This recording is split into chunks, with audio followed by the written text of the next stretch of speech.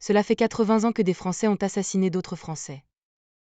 Mardi, Emmanuel Macron a rendu un hommage inédit au maquis du Vercors afin de rappeler également, lors de cette étape des célébrations de la Libération, ce moment où des Français ne connaissaient pas notre pays.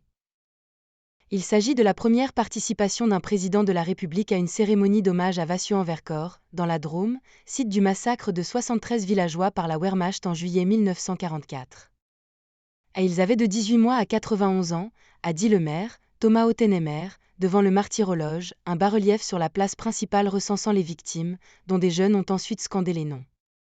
Il a prôné apaisement et de rassemblement car ces noms gravés à jamais dans la pierre montrent d'où mène la haine. Charles de Gaulle n'avait fait ici qu'une halte rapide en 1963, et Nicolas Sarkozy s'était rendu en 2009 dans le village voisin de la Chapelle-en-Vercors.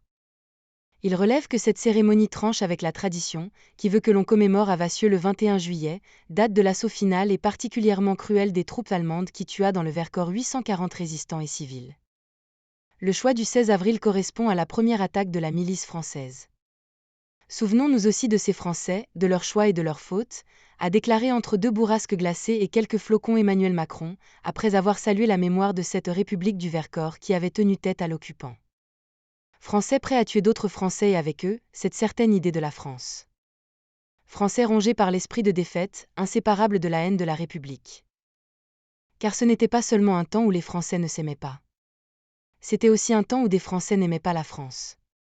Oui, ceux-là n'aimaient pas la France des Lumières ou celle de 1789 et de l'an 2.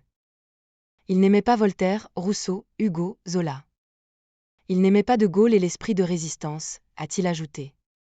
Pour le président, le chemin du Vercors doit être remémoré, vertige de l'abaissement ou sursaut vers la cime.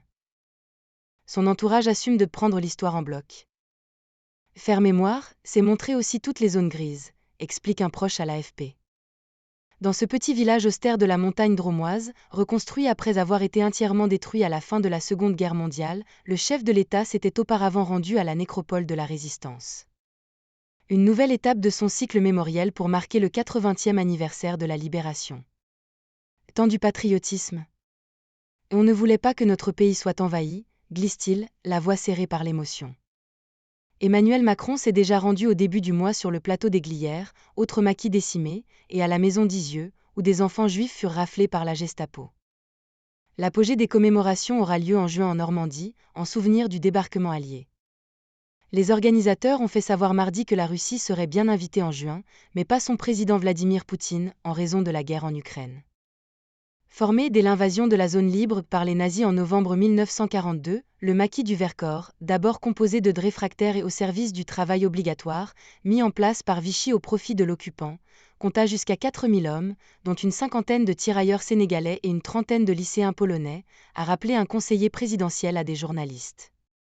Avec 10 000 soldats allemands, l'opération de répression de juillet 1944 contre ce maquis fut la plus grosse menée par la Wehrmacht contre les résistants dans toute l'Europe de l'Ouest.